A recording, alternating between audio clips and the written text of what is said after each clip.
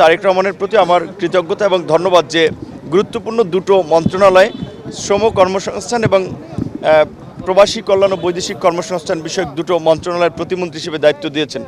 দুটো মন্ত্রণালয়ের কাজই কিন্তু অত্যন্ত চ্যালেঞ্জিং। একটা হচ্ছে যে এই যে আমাদের বিশেষ করে দেশের বাইরে ছড়িয়ে ছিটিয়ে থাকা বিশ্বের বিভিন্ন দেশে আমাদের প্রবাসী ভাইয়েরা এবং বাংলাদেশের মতো একটা ওভার পপুলেটেড কান্ট্রি যার ইকোনমির অন্যতম একটা বেস হচ্ছে আপনার প্রবাসীদের পাঠানো রেমিটেন্স। তো স্বাভাবিকভাবে আমাদের মতো দেশের জায়গা থেকে অনেক কিছু করা যায় না। উন্নত দেশগুলো তাদের নাগরিকদের যেভাবে বিভিন্ন দেশের সুযোগ সুবিধা দেয়, তো এই জেনারেশনের একজন তরুণ নেতা হিসেবে আমাদের তো প্রায়োরিটি যে আমাদের দেশের নাগরিকরা যেন বিশ্বের অন্যান্য যে সমস্ত দেশে তারা বিভিন্ন কর্মে বা পেশায় নিযুক্ত আছে তারা যেন মর্যাদার সাথে এই দেশের নাগরিক হিসেবে পরিচয় দিতে পারে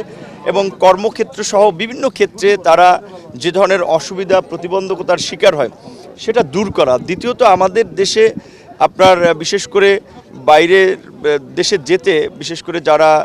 বিভিন্ন পেশায় যান যতটা ব্যয় হয় এটা বোধহয় পৃথিবীর কোনো দেশে কিন্তু এত ব্যয় এবং এত খরচ হয় না। এই বিষয়টি আমি এটুকু বলতে পারি যে বিগত দিনগুলোতে যেভাবে অতিরিক্ত খরচ হয়েছে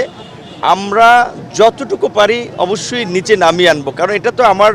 রাজপথের আন্দোলন সংগ্রাম প্রেস ক্লাবে দাঁড়িয়ে বক্তব্য থেকে শুরু করে সভা সেমিনার আমরা আরেকটা বিষয় হচ্ছে যে আমরা একটু অগ্রিম অতীতের অভিজ্ঞতা থেকে আর কি বলছি যে দেখি যে ঈদ এবং কোরবানির সময় স্বাভাবিকভাবে সমস্ত মানুষ বিশেষ করে তার পরিবারের প্রতি একটা বাড়তি দায়িত্বের চাপ অনুভব করে। সেখানে দেখা যায় বিশেষ করে আমাদের অনেক আপনার শিল্প কলকারখানা ঠিকঠাক মতো বেতন দিতে পারে না, তখন কি করে বাধ্য হয়ে শ্রমিকরা কিন্তু রাস্তায় নেমে আসে। তো এখন আমরা দায়িত্ব নিয়েছি এই রোজার একেবারে একদিন আগে, সামনে কিন্তু আমাদের এইটা একটা বড় কষ্টের জায়গা আছে, আমরা জানি না কতটুকু ডিল করতে পারবো। তো আমরা আজকে প্রথম দায়িত্ব গ্রহণের এখানেই আমরা সকলকে অনুরোধ করব যে যার যার স্ব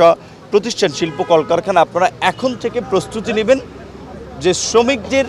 এই বেতন ভাতার যেন এই বিষয়টা নিরসন করা যায়। এখন থেকে যদি প্রস্তুতি নেন সেক্ষেত্রে আশা করি অনেকখানি কাভার দিতে পারবেন, আমরাও সরকারের জায়গা থেকে সহযোগিতা করব। কিন্তু একটা বিষয় কিন্তু আমাদের সরকারের জন্য একটা